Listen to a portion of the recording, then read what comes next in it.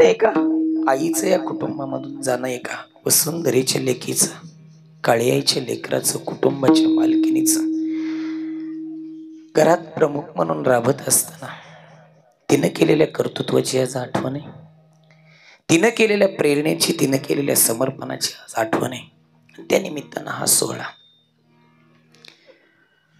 अशा प्रातस्मरणीय आदरणीय कैलासवासी सौभाग्यवती सविता मदन गवळी मम्मी यांचं असणार प्रथम पुण्यस्मरण आदरणीय मदन मामा कृष्णाजी गवळी, महादेव कृष्णाजी गवळी, नानासाहेब कृष्णाजी, संजय कृष्णाजी, 4 भावांचं कुटुंब. त्यातल्या थोरल्या असणाऱ्या ह्या मामी. थोरला फक्त वयानं थोरला नसतो, तो विचारानं थोरला, कर्तृत्वानं थोरला, निष्ठेनं थोरला, प्रेमानं थोरला असतो. ते थोरपण आभूषणे लेत असताना या कुटुंबामध्ये दिलेला एक प्रेमाचा वसा, प्रेमाचा ठेवा. पाठीमाग लताताई असतील, सुमनताई, स्वातीताई, ह्या तिघींनी त्यांच्याबरोबर जतन केला. किशोर असन, रुपाली असन, शुभांगी, पल्लवी, रोहिणी, शितोळे परिवार, चांदगुडे परिवार, जगताप परिवार, आमचा काळे परिवार, चांदगुडे परिवार, फराटे परिवार, स्वप्नील असन, सागर, गणेश, कल्याणी, प्रीती, निशा, ह्या सुनबाई, पायल, आर्या, ईश्वरी, प्रांजल, सार्थक, संग्राम, नातवंड, शिवन्या, समर्थ, अशी नातवंड. कोळगाव गावचं लगड नावाचं आदर्श असणारा परिवार ह्या आईनं सोडला. आणि 85-86च्या काळामध्ये ही आई या परिवाराची सून झाली, सासू झाली, आजी झाली. अतिशय आदर्श नाती सांभाळत असताना वयाच्या 57-58व्या वर्षी शरीराची व्याधी, थोडस आजारी पडण्याचं निमित्त झालं आणि अचानक जाणं झालं. चिट्ठी न कोई संदेश जाने वो कौन सा देश जहाँ तुम चले गए, जहाँ तुम चले गए. ना मृत्यूची चिठ्ठी पाठवता येते, ना निरोप देता येतो, ना काही नाही. व्याधा हातून सुटला विहंग जायचा, श्वापत धरणाऱ्याच्या हातून जसा पक्षी सुटून जावा, तसं हे जीवन चालतं बोलतं जीवन मातीमोल होतं. आदरणीय भाऊसाहेब मामा असतील, त्यांचा लगड परिवार असेल, जीवा पाड प्रेम करणाऱ्या तिघी बहिणी एकमेकींवरती, आमची राधा मामी असतील, वंदना मामी असतील. एकदा का जीवनाचा तो क्षण आला, एकाही क्षणाचं आयुष्य तुम्हाला आम्हाला मिळत नाही उसना. सांगवीच्या मामींचं पण जाणं झालं. आज अगदी 15-16 दिवस झालेत. हे जीवनात येणारे दुःखाचे क्षण, कसाही क्षण येऊ गड्या, त्याला पाठ मात्र द्यावी लागते. या परिवाराचं सांगायचं झालं तर वर्णन करावं इतकं थोडे. नाती नातवंडे, मुले पुतणे, मुलं, जावा, दीर, हा परिवार पाहिला तर बरंच दिवस यांच्या घरी राहावं लागल. त्यावेळेस कळण कोण कोणाची लेकईन, कोण कोणाचा मुलगा आहे. हो, इतकं प्रेम या कुटुंबानं एकमेकांसाठी मिळवलं, टिकवलं. कोणाच्या घरचा पाहुणा आहे, फक्त मालकाच्या घरचा आहे पाहुणा म्हणलं ना तरी ह्या पंचकृषीमध्ये एक वजन होतं, एक वेगळं वलय आहे. आणि म्हणून सद्भाग्यानं या मालकांच्या घरचं जावई होण्याचं भाग्य मला लाभलं. अशी गोड माणसं जीवनामध्ये मिळाली. खूप कष्टानं, खूप जिद्दीनं हे केलं. हो,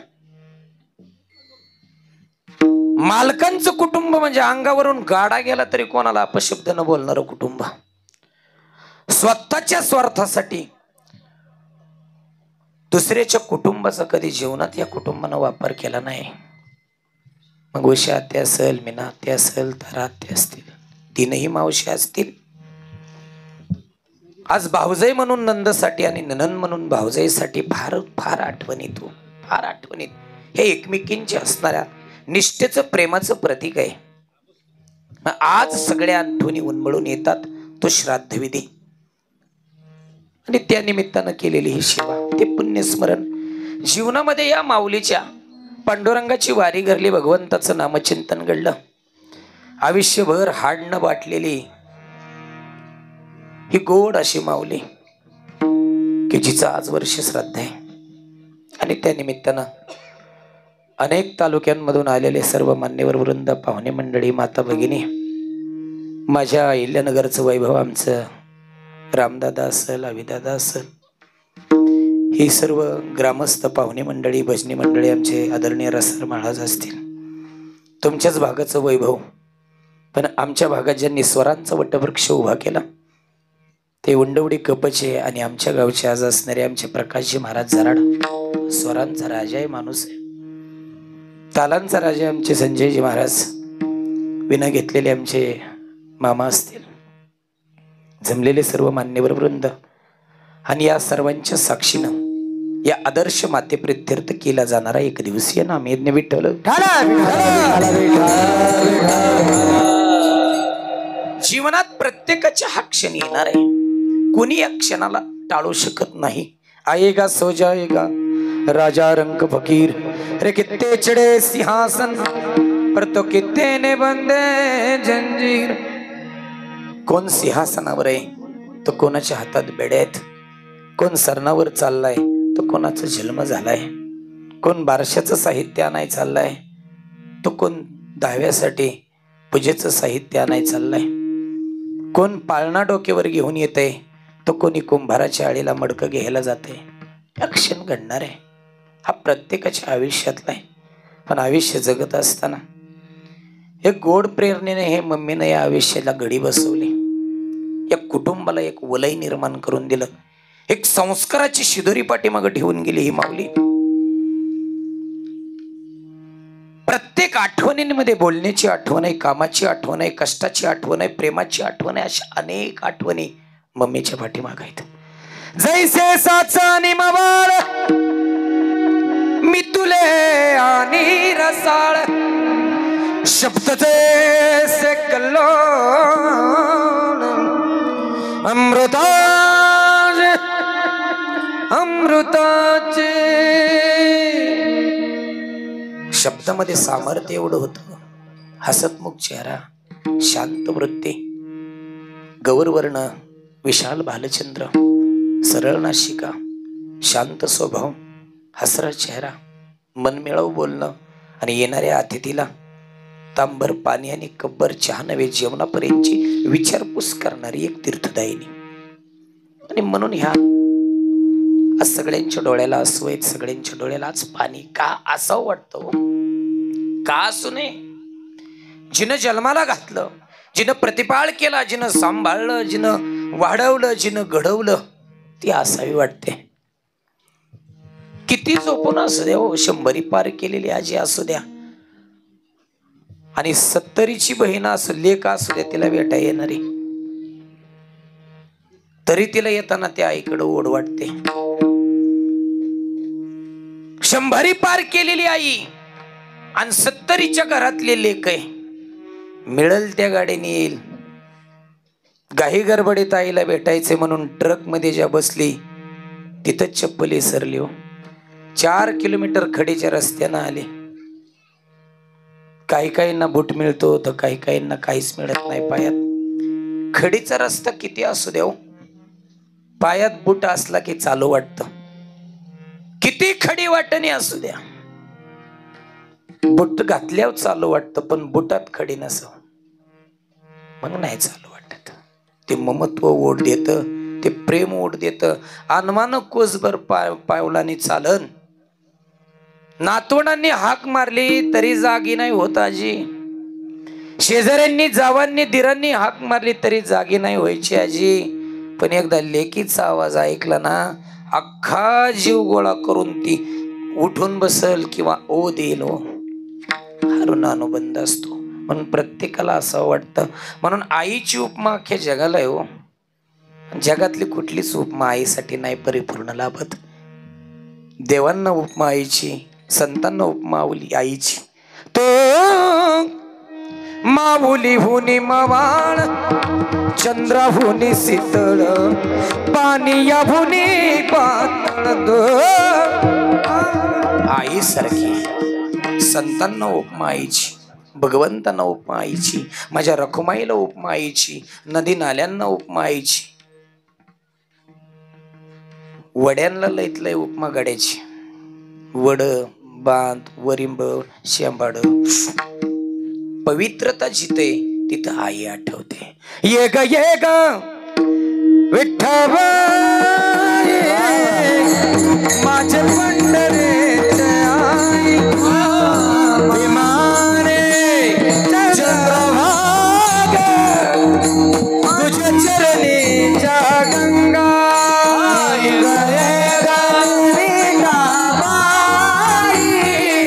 माझ्या पंढरीचे आई, विमाने चंद्रभाग तुझ्या चरणीची गंगा.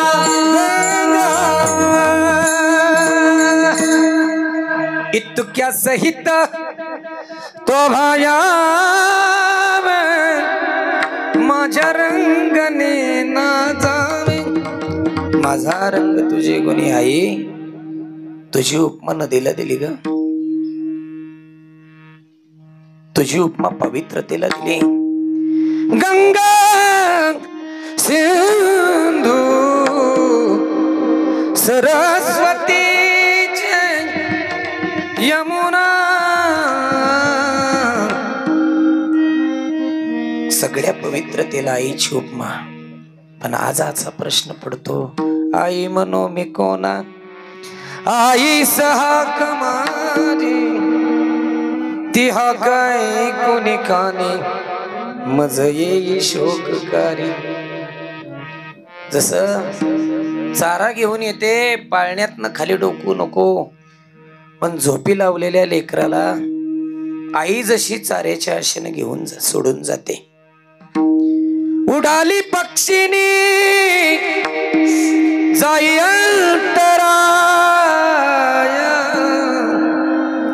अंतराळात गेली तरी लक्ष पिले यापाशी ठेवून या. प्रभाती चारी यासी जाय पक्षीने, प्रभाती चारी यासी जाय पक्षीने, प्रभात चारी प्रभात चारी पक्षीने, विनुवट पहे पक्षीने, प्रभाती चारी यासी जाय पक्षीने, प्रभाती चारी यासी जाय. विनुवट पाहे उपवासी, प्रभात चारी यासी जाय पक्षीने, प्रभात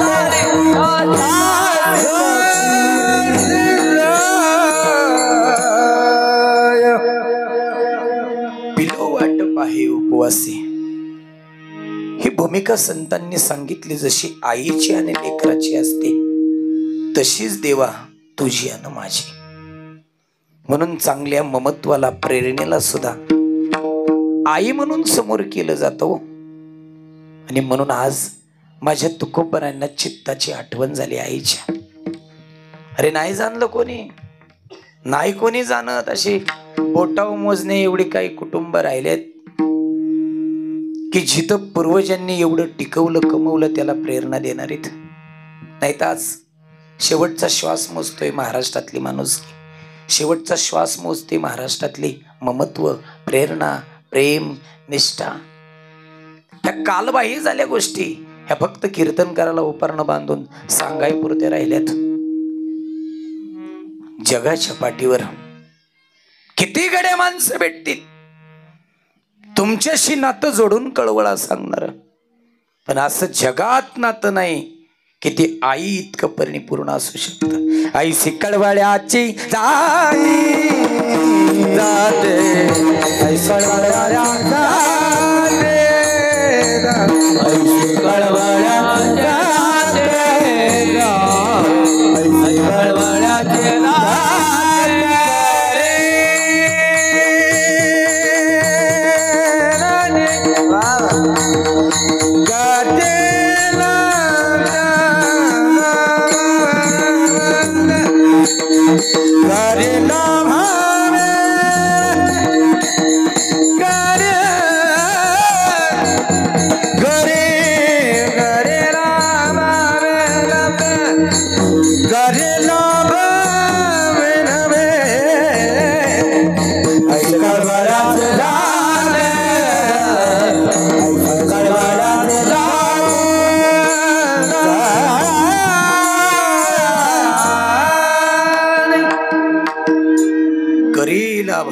प्रीती.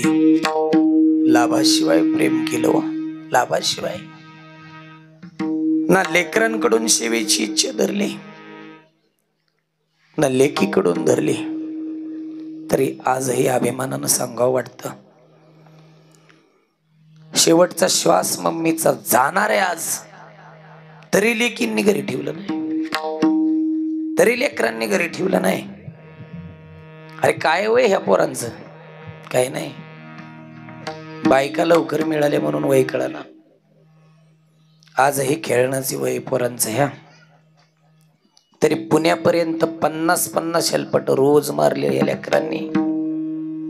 सकाळी 9ला इथून निघायचं आणि संध्याकाळी 3ला यायचं.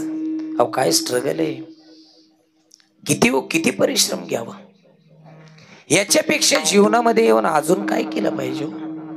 ऐसी कळवळ्याची जाते कोणासाठी, तर त्या कळवळ्याची आठवण आहे आणि म्हणून जाऊन देऊ वाटत नाही. तू लेकराची सेवा केलीस तू आई, कस पांग फेडू कस होऊ तराई विठ्ठला. माय बापा ह्या सेवेचं ऋण आज उतराई व्हायचे देवा. ते ऋण वै पण देखून अंगी मी आपल्याच उत्तीर्णता लागी, भक्ताच्या तनुत्यागी परिचर्या करी. म्हणून तू खूप बराई सांगतात आज आई काय करते, काय असतं तिचं चित्त अभंगाच्या पायी. मातेची आजी मातेची आजी मातेची आजी मातेची आजी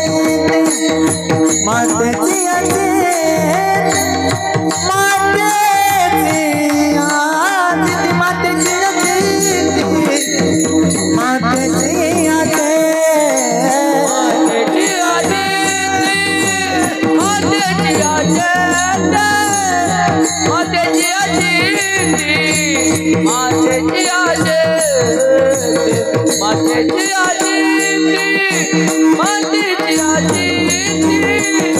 मातेची आजी मातेची आजी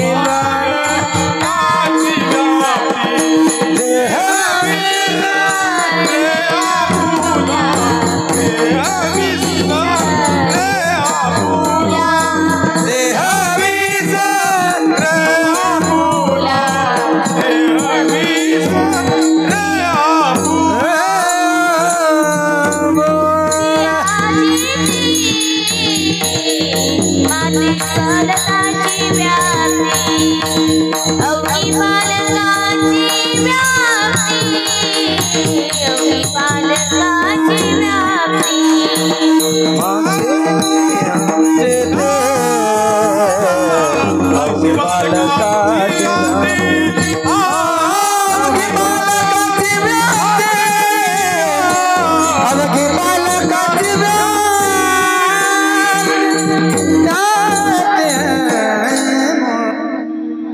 काय असतं आईचं अंतःकरण? मातेची आचित्ती अवघी बालकाची व्याप्ती. व्यापकता आहे. चित्त किती असतो? आउट हात का मानव देह. चित्त किती असतं? कुठल्या डॉक्टरांना अजून सापडलं नाही, आणि जे त्यांना सापडत नाही ते तुम्हा आम्हाला सापडतं. तुम्हा आम्हाला अनुभवाला सापडतं, आणि संतांना दृष्टीत सापडलं ते चित्त. मृदु सभाय नवनीत तैसे सज्जनाचे चित्त. सज्जनाचं चित्त हे मृदू सभाय आणि नवनीतासारखं असतं. अगदी आईचं चित्त तसं. तेवढं प्रेम तिच्या चित्तामध्ये, म्हणून विसरत नाही हो जग. म्हणून अजून तिची जागा कोणी घेतली नाही. आई आईच्याच ठिकाणी स्थिर आहे. त्या पदावर अजून कोण बसलं नाही. म्हणून काय करायचं तर लेकरांनी ते पद कायमस्वरूपी त्यांच्यासाठी ठेवायचं. त्या पदावनं खाली उतरू द्यायची नाहीत. ते तुमचं आमचं कर्म करतं. आपल्या पितरांचं आपल्या कुळाचं पावित्र्य पुढच्या काळात लेकरांनी टिकवावं लागतं. टिकवावं लागतं. आपल्या वडिलांची आपल्या पितरांची आपल्या पूर्वजांची रीत जपावी लागते. तर समजून चालायचं. पद अजून शिल्लक आहे, पद अजून जाग्यावर आहे, पद अजून स्थिर आहे. दूध घालायला गेलं तर किटली वाळायच्या आधी घरी आलं पाहिजेत, हा बापाचा शब्द असायचा. गड्या किटलीला साय फुटूस तर तू गावात थांबला तर मग दरवर्षी अर्धा एकर विकावं लागल. जे जे वडील म्हणती तया नाम धर्म ठेविते. जे जे त्यांनी सांगावं आणि ते लेकरांनी पुढल्या काळात पाळलं तर कुलवान कुटुंबाचं जी चालत आलेली परंपरा आहे ती टिकवता येते. ते टिकवता येत. आणि म्हणून तीर्थासारखे आई वडील हो, तीर्थासारखे एक दिवस तुमच्या आमच्या हातातनं प्रत्येकाच्या जाणारे आहे. माऊलींनी सांगितलं, अख्ख्या ज्ञानेश्वरीमध्ये माऊलींनी भगवंताचं वर्णन केले. भगवंत कसा आहे? तुझ्या अवतार्य जाणो स्वतंत्र देतान मनसी पात्रा पात्र पै कैवल्य ऐसे पवित्र वैरी आहे दिले. विश्वाच्या भगवंताची विश्व निर्मात्याची व्यापकता सांगितली. पण ज्ञानेश्वरीच्या उत्तरार्धात ज्यांनी जन्माला घातलं त्यांच्याकडे आले. अरे कोणाला तीर्थ मानायचं? कोणाला तीर्थ मानता? कोणत्या तीर्थासाठी पळता? अहो हे सगळं नावागावाचा स्वार्थाचा विषय. आज तीर्थ म्हणजे काय भावनेचा आणि प्रेमाचा विषय नाही राहिला. तीर्थ संतांनी निर्माण केली तिथं भाव टिकावं म्हणून. तीर्थव्रत भाव धरिले करुणा शांती दया पाहुन हरि करे. हरि करे शांती दया पाहुन हरि करे. राहिलं का ते तीर्थाचं? आज 11-11 लाख रुपयाच्या बक्षिसाच्या दहीहंडे आहेत. ह्या चौकात एकाची, त्या चौकात एकाची, त्या चौकात एकाची. पुढच्या रोडनी वाहन आलंय का नाही हे सुद्धा कळाना हो. सगळीकडे फ्लेक्स बाजी, बॅनर बाजी. त्याला भक्ती म्हणतात का? अख्खी तोंडची तोंड घाण खाऊ खाऊ भरलेली. त्याच्यामध्ये कृष्णाचं नाव दिसतं का शोभून? त्याच्यामध्ये दिसतं का शिवरायांचं नाव शोभून? आई फक्त जन्मदाती नाही तर आई ही एक वृत्ती. म्हणून ज्या भूमीत राहतो तिला सुद्धा आई म्हणतात ना. वंदे मातरम वंदे मातरम सुजलाम सुफलाम मलयज शीतलाम शस्य श्यामलाम मातरम शुभ्रजोषणा पुलकित यामिनी पुल्लकुसुमिता द्रुमदल शोभिनी सुहासिनी सुमधुर भासिनी सुखदाम मादर वंदे वंदे वंदे मातर. आई फक्त आई नाही, आई एक वृत्ती, आई ही एक प्रेरणा आहे. आणि म्हणून हाच प्रश्न पडतो, ज्या जागेवर तू बसत होती आई आज तिथं कोणाला बसू ग? ज्या जागेवर तू झोपत होती तिथली जागा आजही मोकळी. त्या जागेवर त्या ताकदीचं त्या प्रेरणेचं माणूस नसतं बसाय कोणी. जीव घरातून गेल्यानंतर सगळ्यांची रेल चले गर्दीची, सगळ्यांची भेटायला येणार अशी ओढ आहे. मोकळी येत नाहीत. काय काय बाजार घेऊन येतात, भाजीपाला घेऊन येतात काय काय भागात. सगळ्यांना वाटतं हे कुटुंब पुढच्या काळात आपल्याकडे आलं पाहिजेत. कोणाला वाटतं आपल्या वार्डातलंय, कोणाला वाटतं आपल्या गळात नाही, कोणाला वाटतं आपल्या मतदारसंघातले, कोणाला वाटतं आपल्या लोकसभेच्या मतदारसंघातले. आपल्याकडे हे कुटुंब आलं पाहिजे. भेटायला येतात. पहिला दिवस, दुसरा दिवस, तिसरा दिवस शेजारी पाजारी भाज्या आणतात, भाकरी आणतात बनवून, रोज ताटात 6-6 भाज्या. आणि म्हणून माणूस गेल्यानंतर 10-12 दिवस गप्पात चांगलं जातात. एकदा 10वा झाला, 11वा, 12वा, 13वा, 14वा माणसं यायची बंद होतात. आणि मग घर खायला वाटतं. घरात कोणी नाही, घर मोकळं मोकळं वाटायला लागतं. जण वाटतं सगळं कुटुंब गेलं का काय कुठं असं वाटायला लागतं. कोणी गुणगुण करायला नाही, बोलायला नाही. घरातले आदल्यान लेकरं, घरातले निष्पाप लेकरं, बारकी लेकरं फक्त बोबड बोलतील. मम्मी माय कुठे गेली, आजी कुठे गेली, आजी कुठे गेली, आजी कुठे गेली. अशी अनेक उत्तर आहेत की जी तुम्ही सांगू शकत नाहीत. 14वा झाला, 14वा होतो आणि घरातला कारभारी म्हणतो अरे किती दिवस बसता. अरे गुडघ्याला तण लागायला लागली रानात, त्याला वीट लावा, वीट पुढून अशी गुडघ्याला तण लागायला लागली. किती दिवस घरात थांबता. आणि मग सगळी माणसं फटकून घरातनं बाहेर निघतात. चला चला आज रानात जायचं, आज अजिबात घरी थांबायचं नाही. जरा पिका पाण्याकडे बघू, दाऱ्याकडे बघू, भरण्याकडे बघू, खुरपाणीकडे बघू. आणि सगळी माणसं ज्यावेळेस घर सोडायला लागतात त्यावेळेस हे त्याला विचारतं, ते त्याला विचारतं अरे कुलूप कुठं ठेवलंय, वळचणीलाय का बघा, कोंड्यालाय का बघा, कडीलाय का बघा, खेड्यालाय का बघा, खिडकीत ठेवलंय का बघा. सगळे कुलूप शोधतात आणि मग सगळेच एकमेकाच्या गळ्यात पडून रडतात. तोपर्यंत दारात आई होती, तोपर्यंत घेतलंच नव्हतं कुलूप. फक्त मनच सांभाळलं नाही या कुलपाने तर तुमचा आईवच सुद्धा सांभाळा. विठ्ठल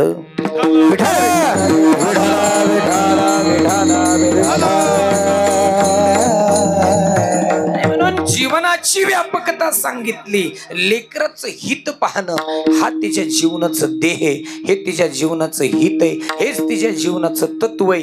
किती दिवसाचं आहे व हे, किती दिवसाचं आहे. पोर चालतंय तोपर्यंत नाही, बोलतंय तोपर्यंत नाही, लग्न होतंय तोपर्यंत नाही. अहो आयुष्यभर किती लेकरांनी त्रास दिला आयांना, पण आईनं कुठं शेजारने पशी गारानं त्याचं केलं नाही रे. आयुष्यभर तिनं त्याच्यासाठी जीवन व्यथित केलं. तू खूप बरं आहे. तेच अभंगाच्या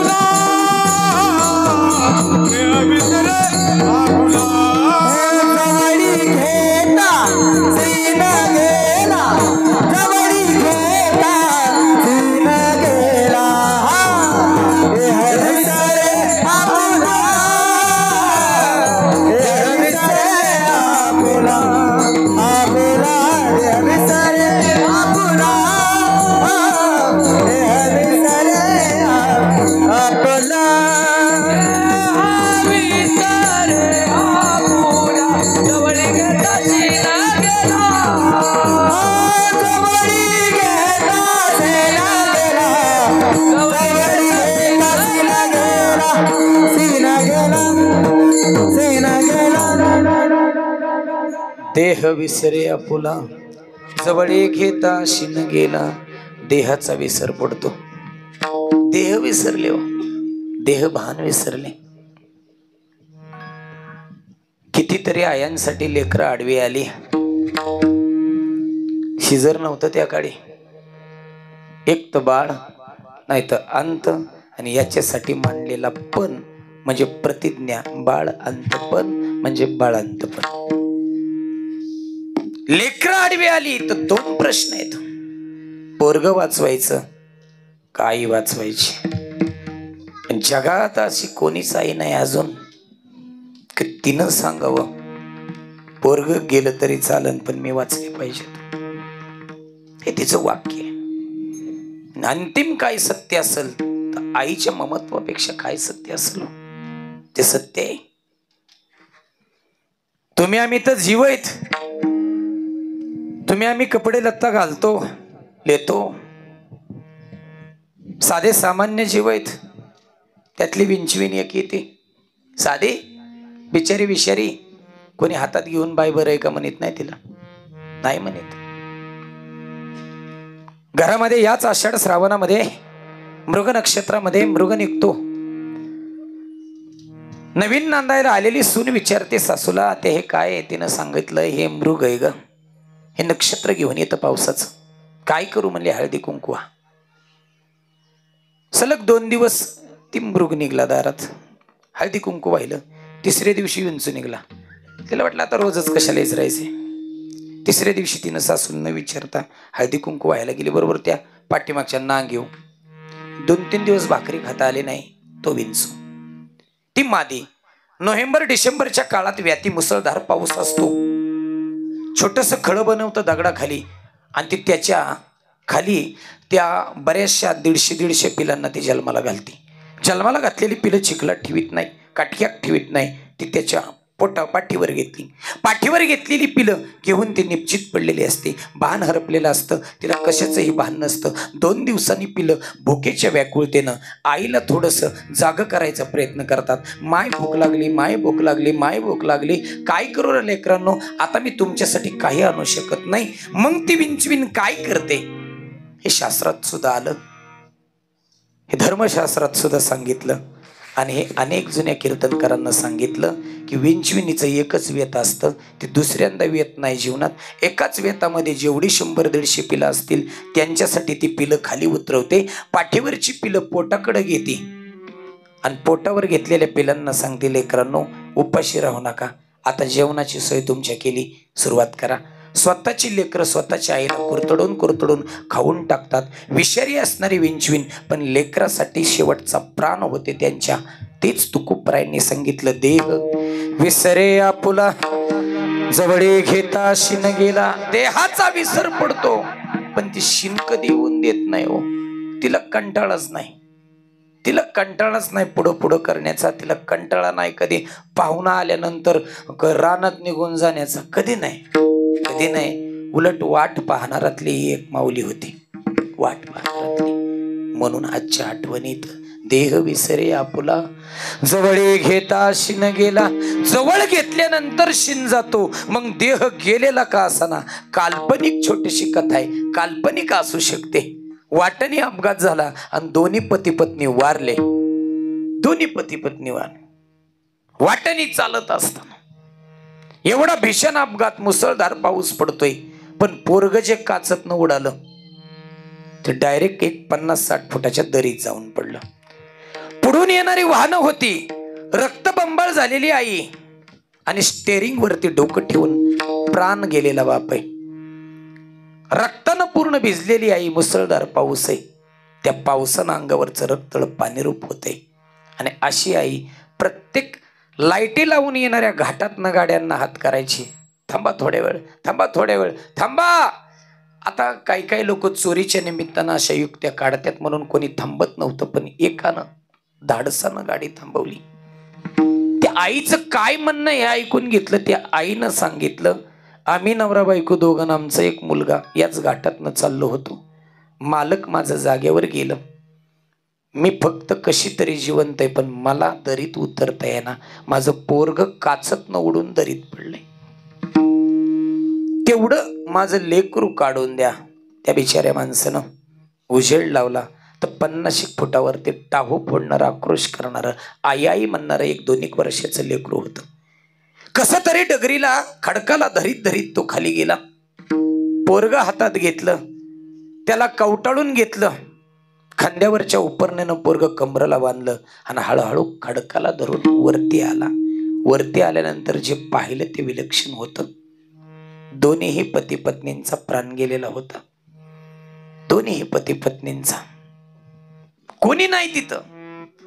काचामधून आत डोकावलं तर दोन्ही पती पत्नी मरण पावलेली होती. मग जी बाहेर होती ती कोण होती? कोण होती? मृत्यूनंतर सुद्धा आपल्या लेकराचं कल्याण व्हावं, कोणाच्या तरी मांडीवर आयुष्यभर लेकरू खेळावं, असं कोल्या कुत्र्याने खाऊ नये म्हणून शेवटचा श्वास संपला तरी लेकरासाठी पुढच्या आयुष्याची ठेव ठेवून जाणारी. पण आज काही नाही हो. गोडे तेलाची वातन, 10 रुपयाची अगरबत्ती काय आईनं मागितलं. पण सुरेश भटासारख्या गझलकारानं सांगावं, आई अगं सूर्य तुझ्यासाठी तोडून आणला ना, तुझी आरती केली तरी ती कमी. गे माय हो तुझे मी फेडीन पांग सारे आणि नारते. हे सूर्य चंद्र तारे मी पाय धूळ घेतो, जेव्हा तुझी जरासी माझी ललाट रेषा बनते प्रयाग काशी. आई तुझ्या पुढे मी आहे अजून ताना, शब्दात सोड माझ्या आता हळूच पाना. ती आई हो कमवून गेली, कमी वयात गेली पण कमवून गेली. हे कमवलं आईनं प्रेम, हे टिकवलं आईनं प्रेम. कृष्णाला भेटायला सुदामा गेला, ते टिकवलेलं प्रेम मला सांगायचंय. सुदामा गेला, जाताना पोहे नेलं, त्याला शेंगदाणा नव्हतं का, त्याला चटणी नव्हती का, तेल नव्हतं. दिंडीतल्या पोह्यासारखं पोहे नव्हतं. दिंडीतलं पोहे वेगळंच हो. हेत जेवलेले असले ना गडी 1 किलोमीटरवर असले तरी नंबरला लागते. पोहे वाटत्यात लागा नंबरला, चहा वाटत्यात लागा नंबरला, बिस्किट पुडं वाटत्यात लागा नंबरला, आषाढीचं बिस्किट पुडं कार्तिकी पर्यंत पुरत्यात लागा नंबरला. मोकारच नंबरला लागतात. लय गडी फिरत नाहीत बरं का. आणि महिला मंडळाचं असतं कुठं नंबरला, एका जागेवर तर मोगमच नंबरला लागले. 1-2 तास नंबरच आहे ना. मग एक जणाला विचारला कशाच नंबर आहे, काय नाही म्हणले मोफत दाढीचा नंबर होता, त्या बी नंबर. म्हणजे जिथं मोफत मिळन तिथं धावते, तिथं पळतेत, कुठं नंबरला लागते. तसं नाही. शेवटचा तीर्थांजली करण्यासाठी चंद्र सूर्याची जरी उपमा दिली तरी ते कमी. एक श्रीपात्र आहे हो. श्रीनं महाराष्ट्रात क्रांती केली, क्रांती केली. मालकिनीनं सांगितलं वर्गातला मित्र आहे तुमच्या राजा झालाय, भेटायला जा. तुम्हाला कसं जाऊ ग, पोहे घेऊन जा. वाळलेलं पोहे नेलं, त्याला उलत पालत केलं चटणीमध्ये, त्याला ना शेंगदाणा ना त्याला कांदा. पोहे घेऊन गेला आणि जाताना देवघरातील एक वस्तू सुद्धा मग घेऊन गेला. पोहे ते गेल्यानंतर देवाला दिलं. देव म्हणला बा सुदामा इतक्या दिवसानं तू आला, हाताला धरून आणलं, नैनाच्या उदकाने भिजली ही धरणी. पाय भिजले देवाचे. सुदाम्याच्या पायावर डोकं ठेवलं. देव खूप रडला रे. गरिबीची जाण होते देवाला. सिंहासनावर बसवलं, सगळ्या बायकांना बोलवलं, आंघोळ घालायला लावली आणि आंघोळ घातल्यानंतर दोघं बोलत बसली. सुदाम्या माझ्यासाठी काय आणलं? काय नाही पोहे आणल्या तर. पण बायका तेवढ्या आतला वगड्या तुझ्या काही 1 आहेत का 2 आहेत? लय बायका तेवढ्या आतमध्ये लाव. ही भक्ती. बायका सगळ्या आतमध्ये लावल्या मग पोहे खायला दिलं. पटपट खा, एक घास सुद्धा शिल्लक ठेवू नको. पण शेवटच्या घासाला रुक्मिणी आई आली आणि तिने विचारलं भाऊजी आमच्यासाठी काय आणलं? त्यावेळी सुदाम्यानं सांगितलं अन्नदानात परम नास्ति विद्यादानम तपोनिधम अन्नेन क्षणिका तृप्ती विद्यादानम तपोदम. अन्नानं क्षणाची तृप्ती हो, विद्येसारखं दान नाही, सौभाग्यासारखं दान नाही. रुक्मिणी आई देवासाठी तरी पोहे आणलेत जे आत्ता खाल्ले की 2 तासांनी परत खावे लागतील. पण तुमच्यासाठी आणलंय ते सौभाग्याचं ले नाही. उपारड्याची दुसरी गाठण सोडली आणि देवावरचा आणलेला कुंकवाचा करंटा काढला आणि रुक्मिणी आईच्या हातात दिला. हा लावा, जोपर्यंत तुम्ही लावता तोपर्यंत माझ्या मालकाचं आयुष्य वाढन. मला वाटतं असं सौभाग्य घेऊन मम्मीचं जाणं झालं इथून. कमवून गेली बिचारी, कमवणं म्हणतात. याच्यासाठी केला होता याच्यासाठी केला होता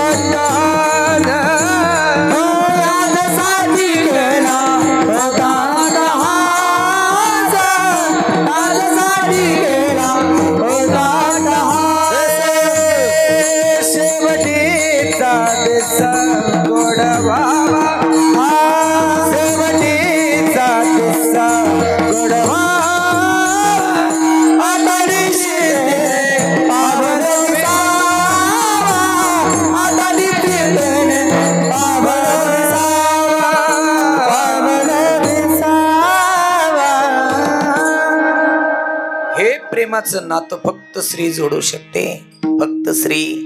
म्हणून जगातलं परिपूर्ण नातं आहे मायबाप, परिपूर्ण नातं आहे. पती पत्नींच्या नात्यासारखं परिपूर्ण नातं या जगात दुसरं नाही हो. बाकीची नाती ही साईडच्या ब्रँचेस आहेत, फांद्या आहेत. पण मालकिनीसाठी मालक आणि मालकासाठी मालकीन हे परिपूर्ण नातं आहे. किती श्रीमंताचं घर असू द्या, पोरका जीव होतो एक जरी यातलं चाक नाही. ही परिपूर्णता आहे आणि ही करू शकते परिपूर्ण फक्त स्त्री. म्हणून स्त्री पात्राला फार मोठी किंमत आहे या भारताच्या भूमीत. स्त्री पात्र महाग हटत नाही. एकदा भक्ती करायला लागलं ना, माझ्या जनाबाईने तर सांगितलं रे, पंढरीच्या पेटे मांडीले पाल मनगटावरी तेल घाला तुम्ही. आता मी माघारी हटणार नाही. मला वाटतं खुद्दारपणा स्त्रीकडून शिकावा. किती संशय घेऊन द्या, देवाची बायको संशय घ्यायची, माझी जनाबाई नाही हटली. देवाची बायको संशय घ्यायची की काहीतरी जण तुमचं हाय गड्या, हे मला काय पटना हे तुमचं. घरी केली मी शेज फुलांची, घरी फुलांची शेज केली तरी काय तुम्हाला त्या जणीची वाकळ आवडली हो. सारखी ती रुक्मिणी त्या पांडुरंगाला म्हणायची, मला काहीतरी वाटतंय हो. अहो निर्षा दुधामध्ये आणली चुरुनी केळ तरी तुम्हाला जणीच आवडत ताक शिळ. पण तिचं शिळ ताक तुम्ही पिता, निर्ष दुधातली मी केळ आणली तरी तुम्हाला आवडत नाही. तर पोळ्या केल्या की 2 पोळ्या उपरण्यात बांधून नेता, 2 पोळ्या उपरण्यात बांध. कुणाला जणीला पोळ्या आवडतात.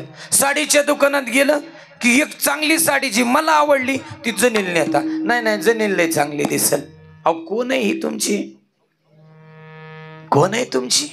आणि मग विचारता असा प्रश्न पडला, संध्याकाळचं विचारावं. मग जरा थोडं गुह्य जे असतात प्रश्न ते संध्याकाळचं विचारलं जातात.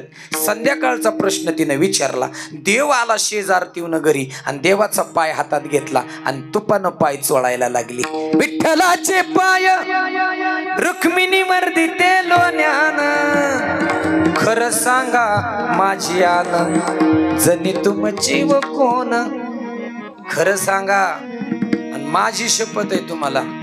मला हिला कसं काय कळलं मेसेज, तर मी सगळं डिलीट केलं. म्हणजे देवाच्या मनात आला, कसं काय कळलं. त्यावेळेस देवानं सांगितलं एव्हिडन्स, पुरावा दाखव. काय पुरावा दाखवायचा, काय पुरावा दाखवता आणि कुठे न्याय मिळेल. न्याय नाही, विषय सोडून द्या. मी कोण्या पक्षाचा नाही पार्टीचा नाही, विषय सोडून द्या. 5 कोटी फेस पेंडिंग आहेत, एकाचा न्याय नाही. 15 वर्षे सरपंच राहिलं लेकरू माझ्या जिल्ह्याच्या शेजारचं. चेंदा मेंदा केला त्याच्या शरीराचा, 10 महिने झालं नाही निकाल. 51 तोळं दिलं बापानं, 7.5 किलो चांदी दिली. प्रत्येक येती जातीला 1.5 लाख 1.5 लाख 1.5 लाख 1.5 लाख पोरीला दिलं. 1,90,000चा फोन घेऊन दिला. रुकवत जण आमच्या भागात आलता करायला म्हणते. इतका जन खर्च केला. अरे लेकरला शेवटी फाशी घ्यावा लागली रे, नाही मिळाला. The democracy is meaning by the people for the people. संविधान हातात घेऊन एक जणांना गोळ्या झाडून मारून टाकलं. नाही मायबाप. एका केस माग 5-6 माणसं पकडा. 30 कोटी माणसं आज एका अमेरिकी इतकी माणसं रोज कोर्टात आहेत. नाही 5-25 कोटी माणसं रोज क्वालिफिकेशनची कागदपत्र घेऊन नोकरीसाठी पळतात. नाही मायबाप, कोणाकडे न्याय हो, न्याय नाही. एव्हिडन्स मागितला माझ्या पांडुरंगानं. ज्यावेळेस रुक्मिणी सांगते विठ्ठलाचं पाय रुक्मिणी मर्दिती लोण्यानं, खरं सांगा माझी आन जनी तुमची व कोण. देव म्हणला पुरावा दे, ऐकाची देवा तुमचा येतो राग, तुमच्या धोतराला जनीच्या काजळाचे डाग. जनीच्या काजळाचं डाग पाहते तुमच्या धोतराला आहेत. रोज ते धोतर मी धुते. त्यावेळेस देवाचं डोळा रडायल, देवाचं डोळं डबडबलं. आणि त्यावेळेस देव त्या रुक्मिणीला म्हणतो ऐक गे रुक्मिणी नको राग धरू, माय बापाच्या ओसरीला जनी जीवाचं पाखरू. अगं माझ्यासाठी ग ते तिकडून आलं, त्याचा राग नको धरू. आणि म्हणून हा एकदा जीवनाचा प्रवास संपला की माहेरचा प्रवास चालू होतो आईचा. एक ना एक दिवस त्याच्याकडे जायचंय. माझी जना म्हणते एकदा काय इथून सासरातून प्राण गेला की त्या माहेरात तर राहता येत नाही, मग जावं लागतं कुठं. बाई बाई जाते ग माहेराला, बाई बाई जाते ग माहेराला, बाई बाई जाते ग माहेराला, बाई बाई जाते ग माहेराला. माझ्या मुळच्या घराला, त्या मूळच्या घराला जायचंय. तुकोबराई तेच सांगतात आपुल्या माहेरा जाईन मी आता. निरोप या संत आल्या, मी त्या माहेराला एक दिवस जाणार आहे. मला वाटतं तेच माहेराला आज ही आई जाऊन विसावली. त्या भगवंताचं ठिकाण, ते पवित्र माहेर, जिथून कोणी जा म्हणत नाही. जिथं आई आहे, जिथं बहीण आहे, जिथं भाऊ आहे, जिथं बाप आहे, जिथं आई आहे, हो ते माहेर. दिंडीत सुद्धा असे प्रसंग येतात महाराज.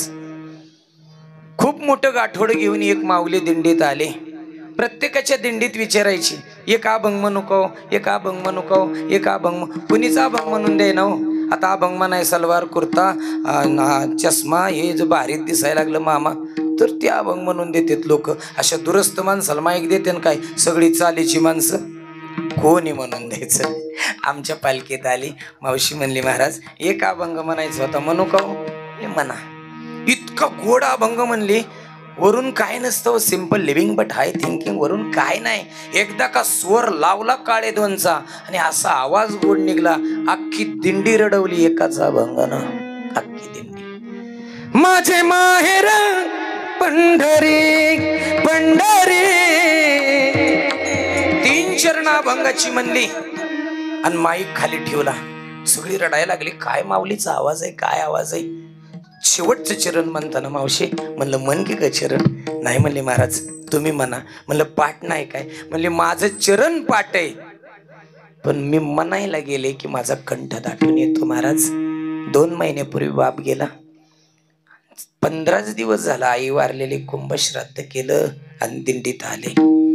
जसं मी अभंग म्हणेन तसं माझं मन त्या अंगणात जाऊन बाहेरच्या घोटमाळतं आणि मला म्हणता येत नाही. काय चरण हो.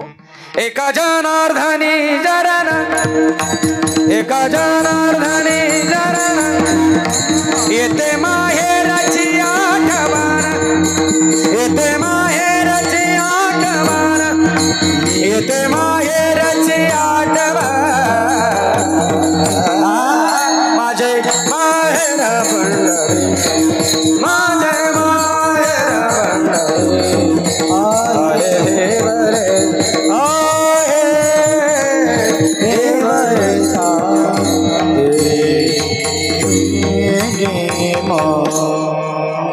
म्हणून देवा माझ्यासाठी दुसरं कोणी नाही. बापाने आई माझी विठ्ठल रखुमाई, म्हणून त्यांचं नाव. गावोगाव संत जगाला आले जन्माला. पोटासाठी संत झाले कलित बहुत, पावते पुस्तक कायन, पंक्ती कायन, जोड्या फिरवणं कायन. गावोगाव संत आल्यात. मला वाटतं कोण्या संताच्या नका नादी लागू. ज्या उंडवडीत जन्म घेतलाय यशवंतरायाशिवाय दुसरा देव नाही.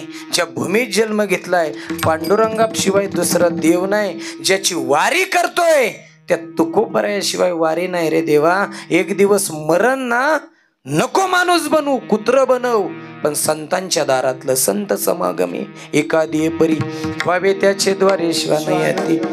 घोडा बनव, तुकोबरायाच्या रिंगणातला होईल. वाटा वाटा गाढव बनव देवा, तेर ढोकीच्या गोरोबा काकाची माती वाहिल मडकी बनवण्यासाठी बैल बनव देवा. या महादेवाच्या दारातला नंदी म्हणून राहील देवा. हत्ती बनव, ज्योतिबाच्या मंदिरातला सुंदर बनून राहील.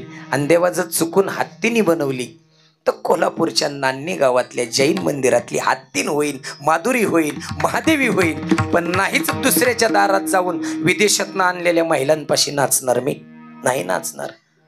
पेटा नावाच्या कंपनीला पुढं नेऊन आरोग्याचं कारण दाखवून तीर्थक्षेत्रातल्या हत्तीन उचलली आणि प्रेक्षणीय स्थळात नेऊन ठेवली. मला वाटतं ती सुद्धा आपल्या महाराष्ट्राला मिळावी, मायबाप मिळावी.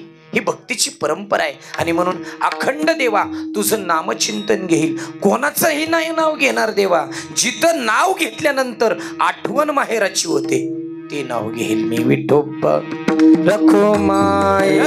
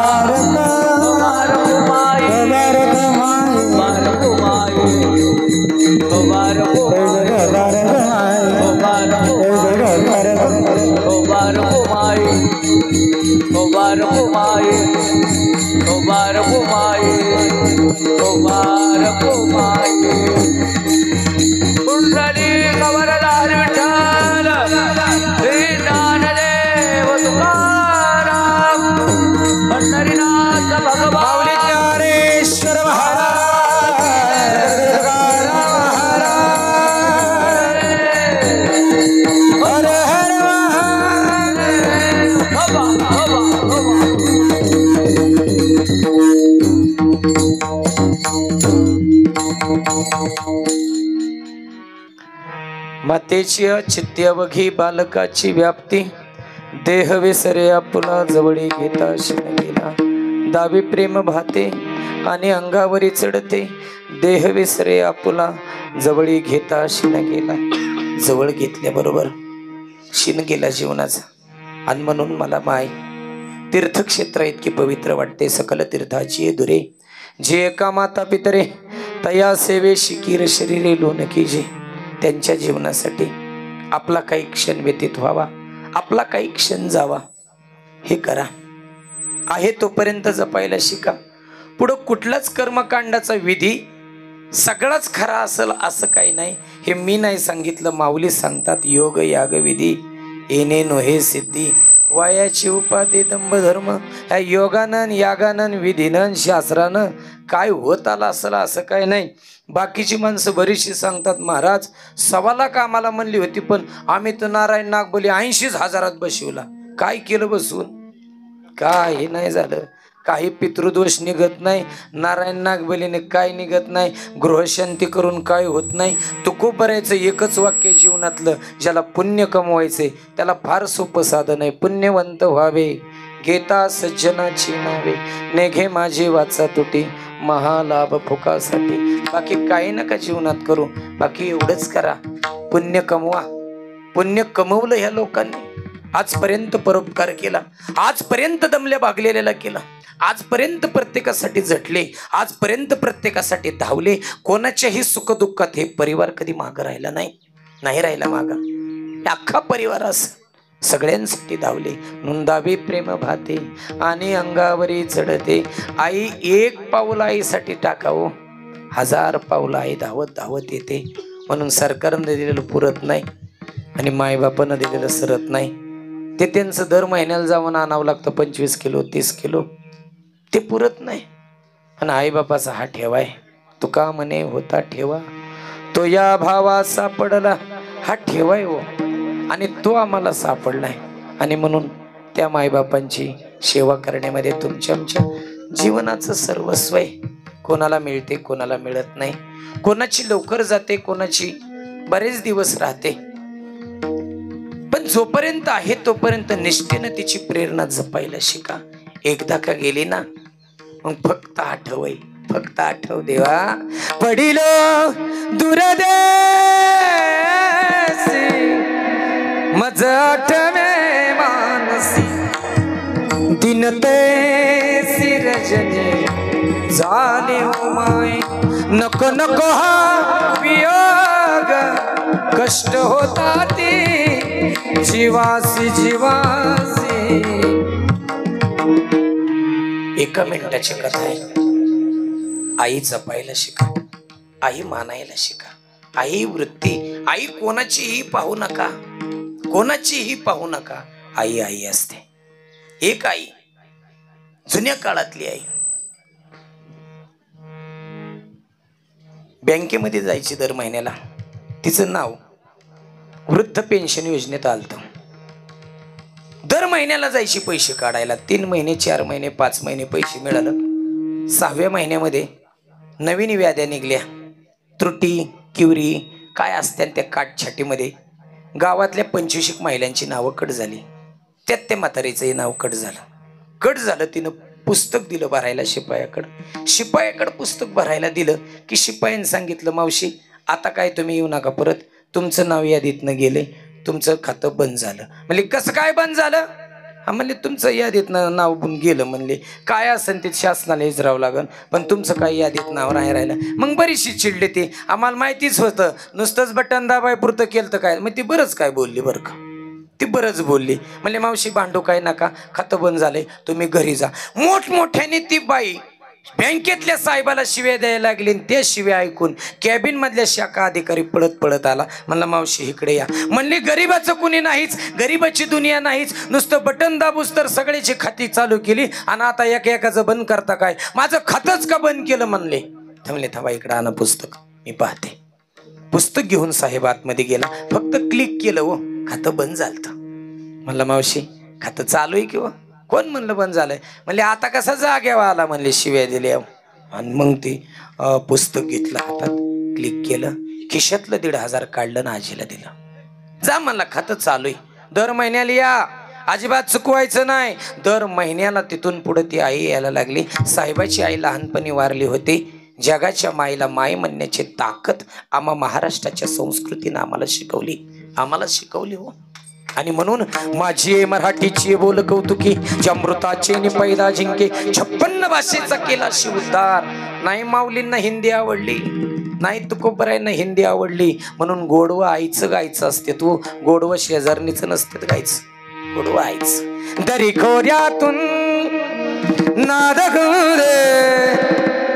एकच दिन राहते. मी मराठी. दर महिन्याला आईची आठवण व्हायची. माझी आई नाही पण माझ्या आईसारखी मला भेटली. दर महिन्याला यायची पैसे काढायची, 2.5 वर्ष गेलं, कोणीच कोणाला काही बोललं नाही. बँकेत आली मावशी की पळत पळत साहेबच जायचं आणि पैसे द्यायचं. 2.5 वर्षानंतर घटना अशी घडली. ती आजी आली, पुस्तक दिलं आणि शिपाईने सांगितलं खातं बंद झालं. बंद झालं म्हणजे कुठे गेला? म्हणले ते काचच्या कॅबिन मधला. लागली पुन्हा बोलायला. अहो म्हणले त्याच साहेबाचा ऍक्सिडेंट झालाय, 8 दिवस झालं ते कोमात आहेत, ते कोमात आहेत. मावशी 2.5 वर्ष झालं खातं बंद झालेलं, पण तुम्हाला पैसे साहेब खिशातनं देत होतो. एवढंच वाक्य ऐकलं गुरासारखी आजी रडायला लागली. कुठे माझं लेकरू? कसं आहे ते बरं आहे का? जुन्या काळातली मोहनमाळ होती, एकदानी होती, वजरटीक होती. म्हणले काय करायचं रे ह्या सोन्याला? तटा सोनं तोडलं. सोनाराच्या घरी दुकानात गेली. 90,000 सोनं मोडलं. 4 तोळ सोनं 3,60,000 आले. चोळीच्या खानात बांधलं. शिपायाच्या हातात दिलं. माझं नाव सांगू नका, पण माझं लेकरू माघारी आलं पाहिजेत, जगून माघारी आलं पाहिजेत.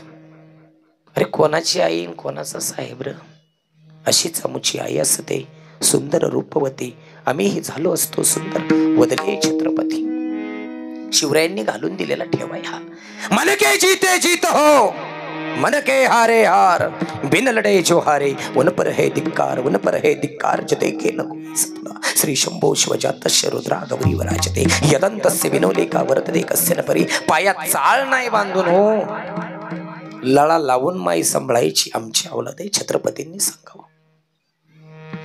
3,60,000 चोळीच्या खानात बांधून दिलं.